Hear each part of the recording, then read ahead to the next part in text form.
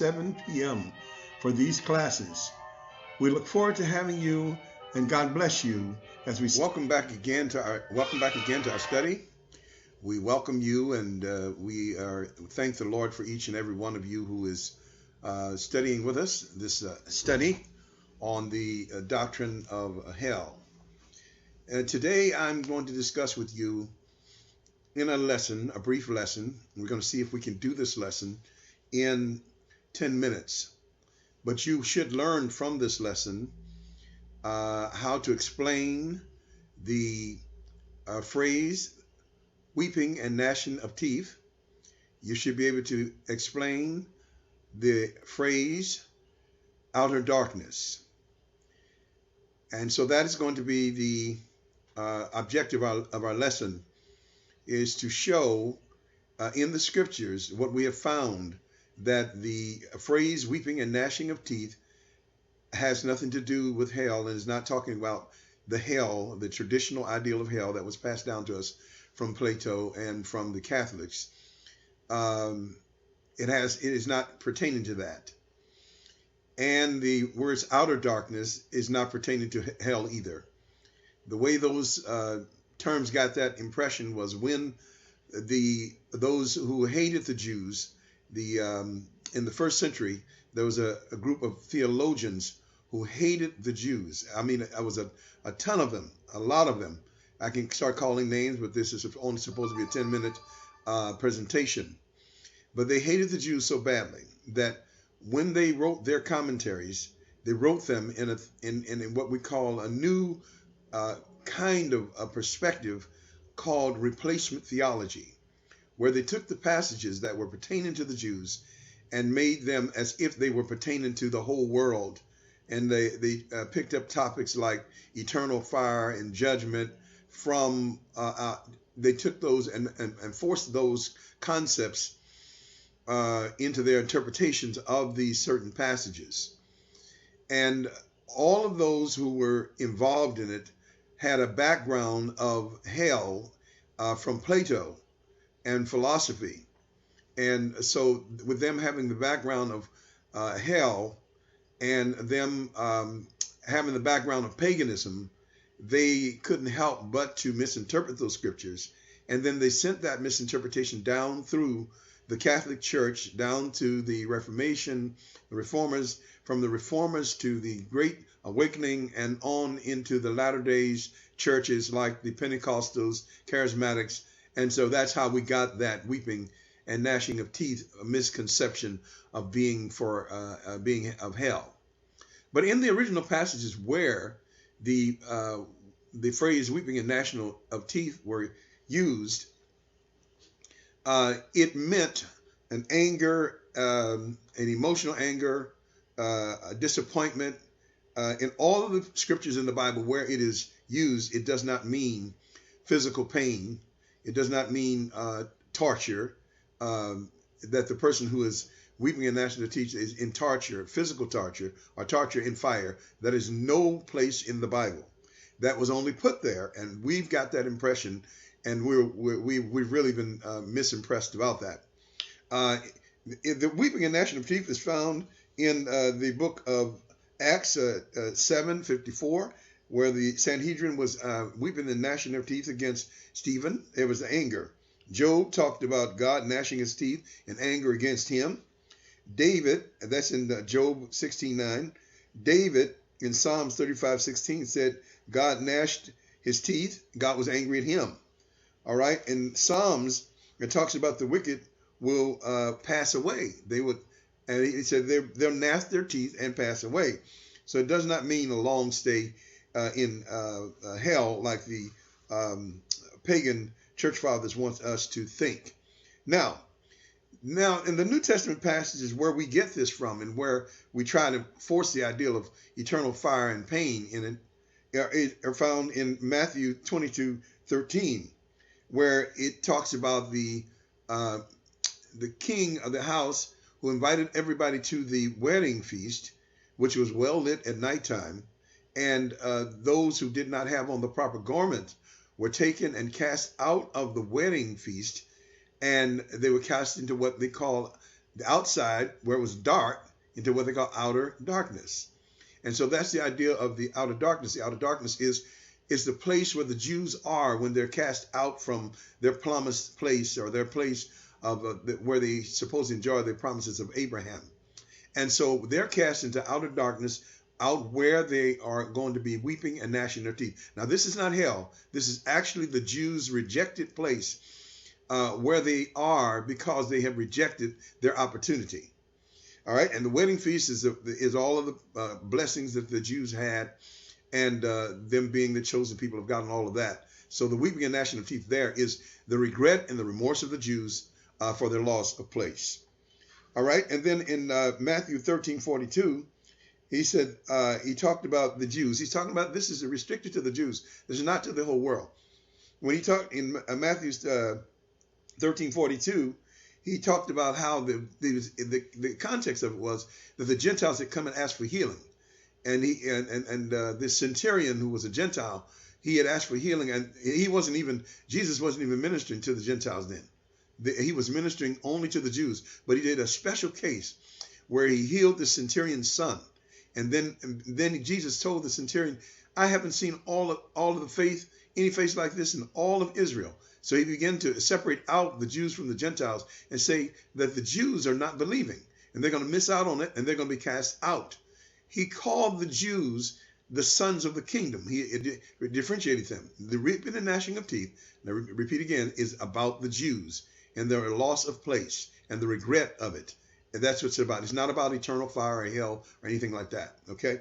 That was only put in there by replacement theologians to deceive us, to make us think that there was a hell and a fire, just like it was taught by Plato and by the Egyptians and all of those Babylonians and stuff who had a fire god. So it was their effort to make our God into a mean fire god like theirs. So they took scriptures like this to say that our God put somebody down in fire for eternity, and they were weeping and gnashing their teeth all throughout eternity. That's the impression they want you to get, and that's the lie that has been told to us. But the actual theme of the Matthew 13 is Jesus rebuking the Jews and telling them how they missed their place, and they're going to be rejected, and they're going to be put out. And so in the term, let's see here. Let's go to the next one. That's Matthew 22:13. Let's go to Luke. Luke 13:28. Now, well, let me say you something about Luke. What you need to know that the replacement theologians didn't want you to know was that all of the parables that Jesus had spoken were spoken pertaining to the Jews. All right? He was not talking about the church. He was not preaching the gospel of Jesus Christ, but he was making his appeal as a prophet to the Jews. The theme of the entire book of St. Matthew's is Jesus, the rejected king. And Jesus is talking in Matthew's about how the Jews rejected him, and then the consequences of that rejection is going to be their remorse and their grief, which is very expansive if you really break it down, but we only have 10 minutes for this one. And so, but the grief and the remorse is expressed and described by the weeping and gnashing of teeth and being outside. All right, so and now in Luke 13:18, one of the themes of Luke, the major theme of Luke is to show that the switch between the Jews who are what they call rich in the promises of Abraham and the law, being the chosen people of God, the switch that's going to come between the Jews and the Gentiles who are considered the poor and the beggars. And so here in Luke is going to show, he's trying to show that on the final analysis of things, and that's the reason why he brought up the death. Jesus talked about the death in the rich man and Lazarus. It was actually on the final end of things. That's what death meant there. It was a parable. But in here, Luke uses the final end of things, going to show the final end of things that the Gentiles are going to be in, probably by way of the church and those things like that. And the Jews are rejected, are going to be out. And so here is what he says in Luke 13:28. It says, when you see Abraham, Isaac, and Jacob, and all the people in the kingdom of God, but you yourselves cast out, then you'll have weeping and gnashing of teeth. He's talking to the Jews. That when this switch occurs, when you see the words Abraham, Isaac, and Jacob, that's talking specifically about the Jews. It's not talking about heaven, but it's talking about the vision of, because the Jews' promises are all earthbound. All of the covenants and all of the promises of Abraham, if you read them all, they're all about the land, they're about the lineage. It's nothing about heaven. So when you talk about Abraham, Isaac, and Jacob, you're talking about their earthly lineage here on the earth. And so this casting out of darkness is going to be here on the earth, whether it be by them expressed at the Wailing Wall, or by the captivities that they experienced, the destruction of Jerusalem in AD 70, the Holocaust, the tribulation period, and the Wailing Wall, just them being out when they should have been in, is basically the point that Jesus is making. It is the result of their rejecting him. And so in Luke 13:28, he said, you yourselves cast out. He's talking to the Jews there. You yourselves out while everybody else is in. You ought to be ashamed of yourself, and you're going to really have weeping and gnashing of your teeth because of the remorse of the loss. And so that's the concept of weeping and gnashing of teeth. It is the remorse of the Jews because their place of loss. In none of these passages that I read to you was it talking about eternal fire and hell, and that was not Jesus' topic in any of these. But in all of the topics, all of the passages and contexts, Jesus was speaking to the Jews about them losing their place. And that's what weeping and gnashing of teeth means. That's what outer darkness means. It does not mean that people are going to be burning in fire forever and forever and forever. But that's what the replacement theologians who hated the Jews and wanted to erase the Jews' significance from the Bible by saying that God didn't even care enough about them to even come after them. And the replacement theologians, they hate the Jews so that they don't even believe in the millennial. St. Augustine was the father of replacement theology, of what they call amillennialism. The millennial is the greatest promise to the Jews. But the replacement theologians, they made up this replacement theology based upon, because of the hatred of the Jews, they want to erase the significance of the Jews from the scriptures.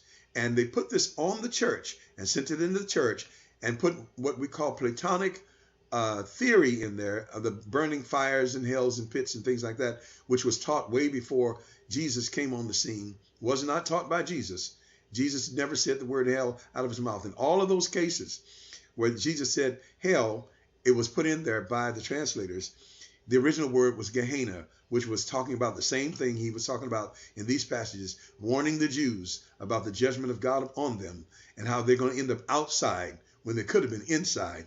Outside, looking on the inside at Abraham, Isaac, and Jacob.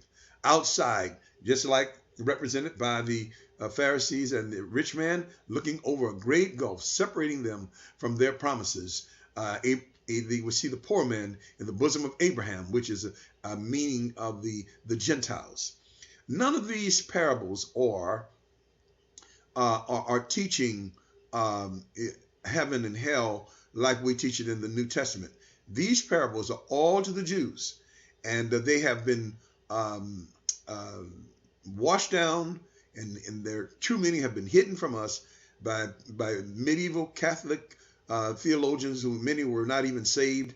They were Platonic, they were Gnostic, and it was their aim to eliminate or to hide the true intent of these passages, which were strictly written to the Jews, and make us think that they were talking to everybody about the eternal fire of all the wicked in the world.